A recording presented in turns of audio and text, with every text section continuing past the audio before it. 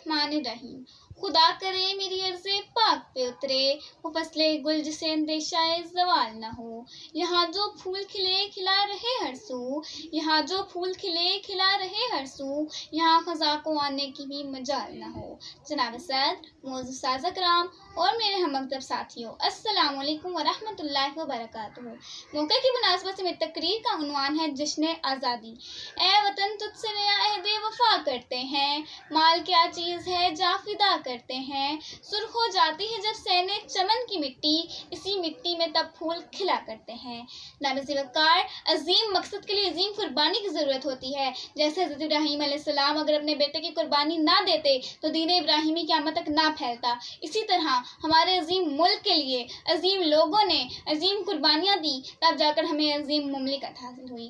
मिटा दे अपनी हस्ती को अगर कुछ मर्तबा चाहे, मिटा दे अपनी हस्ती को अगर कुछ मर्तबा चाहे, कि दाना खाक में मिलकर गुलो गुलजार होता है। जनाब अली वक़ार के आदि आज़म मोहम्मद अली जिन्ना की बेखौफ, बेबाक और दानिशमंदाना क़यादत में बरे सगीर पाक के तमाम मुसलमान एक झंडे तले जमा हुए और अपने मुल्क पाकिस्तान के लिए अपनी जानों के नजराने पेश किए।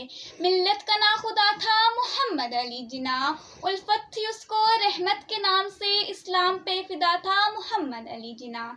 इस्लामियान हिंद की खिदमत के वास्ते अल्लाह ने दिया था मोहम्मद अली जिन्ना।